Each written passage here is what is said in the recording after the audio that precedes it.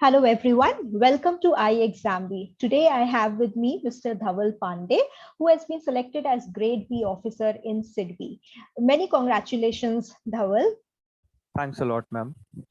Delving into Dhawal's success story, actually, he was telling me so many things that already he's been preparing, and he's actually reached a lot of exams which he has cleared. So let's first hear it from Dhawal himself.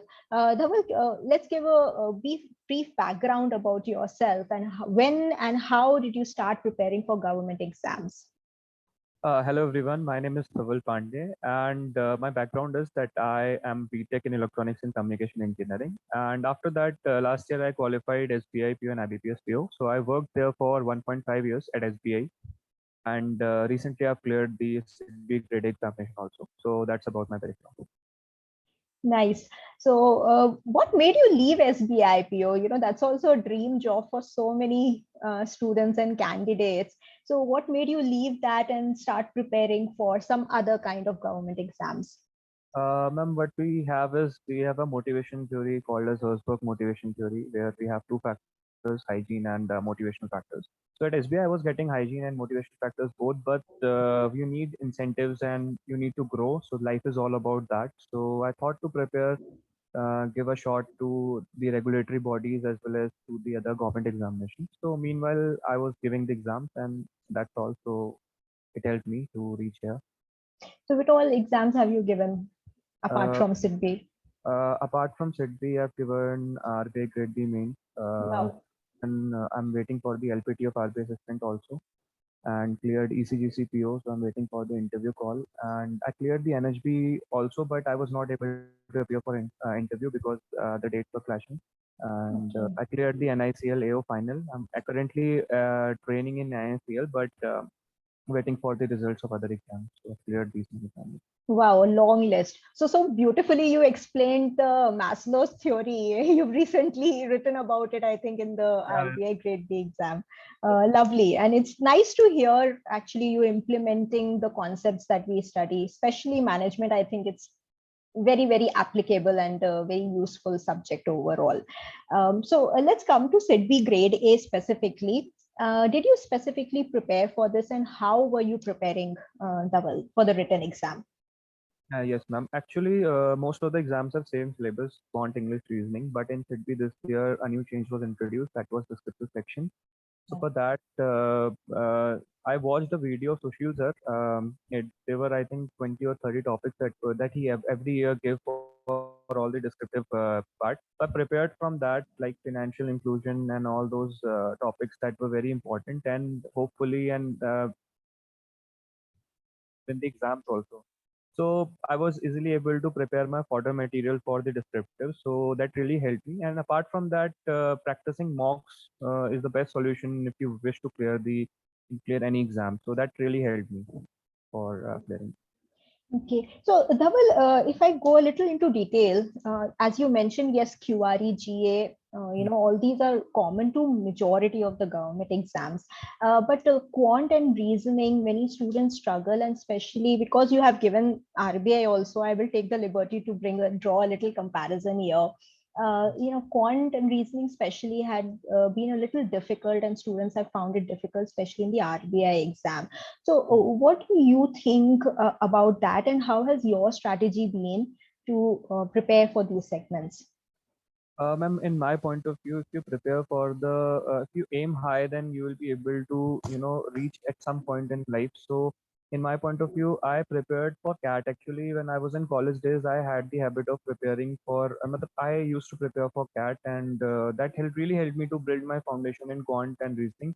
But if Okay. you are purely preparing for banking also, then you can go ahead and do tough questions. That would really help me and prepare you for the best. Like we say that the more you sweat in training, the less you bleed in war. So same thing happens. You need to prepare. And for quant and reasoning, I followed mocks after doing the basic books. I followed like the books that were given in the CAT also. And in case of RBI, yes, the paper was very difficult. In case of prelims, it was difficult. And so that's the way, like you prepare for tougher examinations, then you will definitely be able to clear the banking examinations because there is some difference in the level, but it would appear as a cakewalk for you.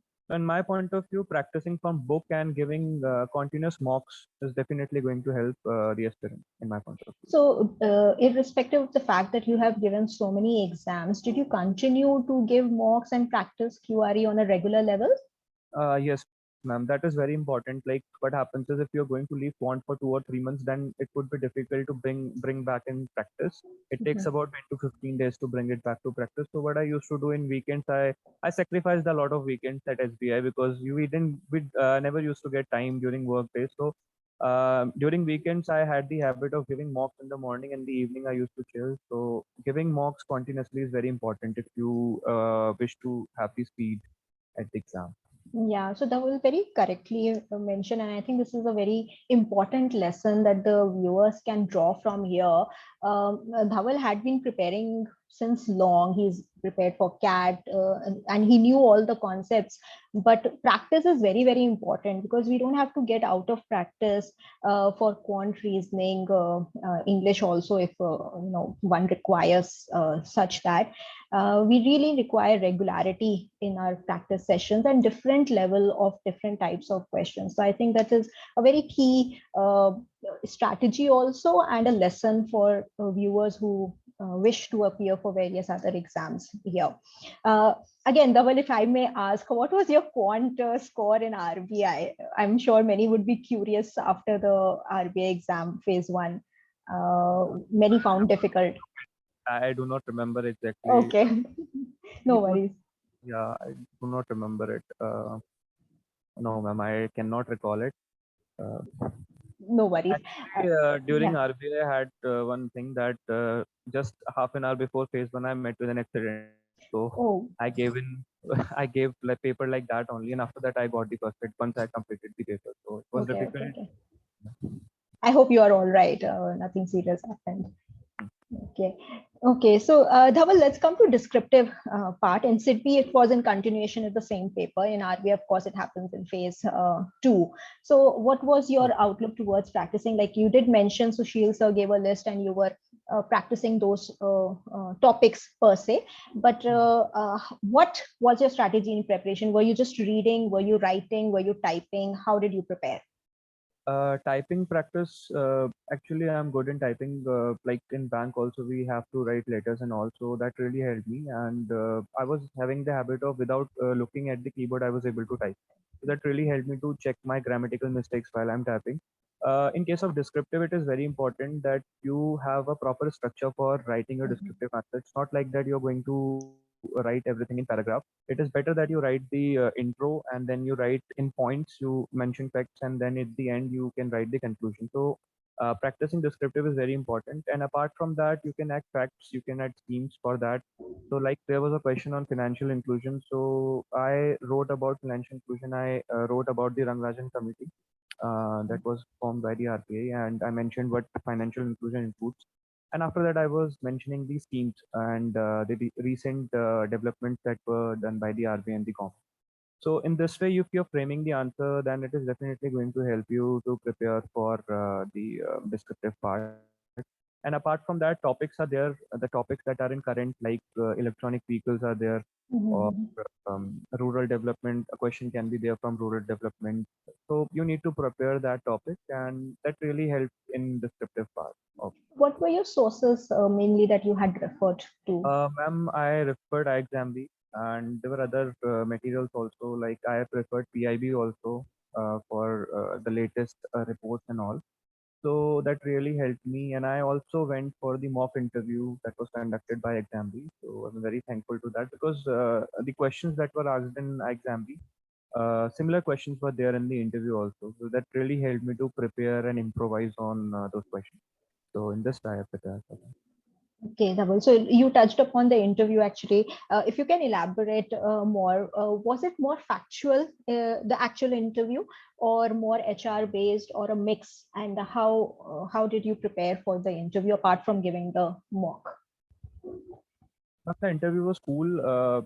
It was not completely that. The questions were mainly based on the background. You're working in SBI, so most of the questions were there from SBI also. And apart from that, some HR questions were also there. Like they asked me that why you're leaving SBI for SIDBI, or why do you want to join SIDBI? What's the reason for that? So I was prepared for that. So I mentioned my own reasons, and it was I would say that interview was a mix. It was not completely on the factual side and not on completely on the HR side. There was a mixed bunch of questions that were asked in the interview. Yeah, but two questions mostly do come out of your profile. It could be technical if you have work experience, or your education based, whatever your last education is. And yes, these are very, very important questions. Why one leaves a particular job and why one wants to be a part of the organization where you are giving the interview. So I'm sure you did well on both aspects. So Dhawal, what now from here? Ma'am, right now I'm waiting for the results. There are other pending results as well. So then I'll take a calibrated decision where I want to go. And the preference would be RBI. If I get selected in RBI, then preference would be that. But let's wait for the results. That's the way things have been. Okay, great, great. All our best wishes for you. You keep shining and achieving whatever you dream for, Dhaval. That is there. Any tips you would want to give to the students who are watching this, uh, who may have reached interview stages in other exams? So for them, and who are starting to prepare, how did their approaches should be towards exams? Ma'am, my point is that always avoid naysayers, and you should take naysayers positively. Like if somebody says that you cannot do that thing, so you should take it positively. You should take it like that. That I'll definitely do it, because if everybody else is doing, then you can also do. Like 1 or 2 years before, I used to think that SBIP was very tough, and how would I clear that exam and all that. But after preparing a lot, I was able to score like sorry, All India rank 156 in SBI. Wow. And even in NICL also, like lots of people said that only 300 seats are there. How would you score? So I was able to score AIR 10 in NICL also. So it's not like that you should listen to other people. You should just start focusing on your preparation, avoid distractions, and you will definitely able to qualify any exam that you wish to. So that's the way. Great, Dhaval. So I think you summarized it so well. And two, 3 points I really like that you brought out initially itself when you said, aim high. It's very, very important to aim high. If we keep low standards and low benchmarks for ourselves, we will never know our own potential. And Sushil sir, when he's talking to so many students, this is something which he really brings out in students, and that's why his all his guidance is so accurate, because it helps you to understand your own potential and to do the best to your ability. And the second point, that you brought out, related to don't always listen to what others are telling you, because you will know your potential and you know your capability rather than being pulled down by others. Until you try, you will never know your potential. So it's always good to try and get the right guidance. Very, very important. We have to listen to people who encourage us rather than try to pull us down. You have been in a lot of touch with the iExam B for various exams, and also Sushil sir directly. So anything you would want to add in terms of the guidance that you got, and that was really helpful to you? Yes, ma'am. The content is concise. That is what I see from my exam. I was not well prepared for phase two of RBI. So I was very much concerned about my descriptive. So I thought that I would be prepared. I just went to exam and I read the answers, and few of the answers I was able to write well there in the exam also, because I was able to recall the reports. So the content is concise, the first thing. And second thing is that the analysis is very accurate in terms of the exam cutoff also. Like I was watching the Sushil sir videos on cutoffs for even RBI assistant, everything I was watching. So cutoffs was very accurate. And third thing is that the guidance in case of mock interview, it really helped me. Like I gave the mock interview 1 or 2 weeks before the exam, and they told me the points. The faculty told me the points that you need to improvise on this and that, and that really helped me in the real interview. So in this way, I thought that it's the best source if you want to prepare for the government exam, and especially for the regulatory body. beautiful. So that's all I want to add from my side. Thank you so much, Dhawal, for those kind words.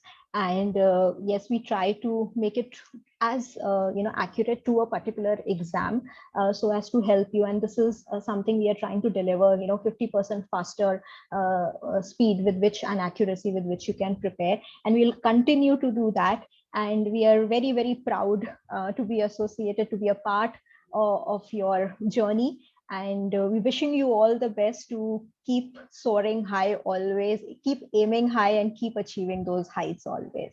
Thanks so much, and wishing you all the best again, Dhawal. A lot, ma'am. Thank you.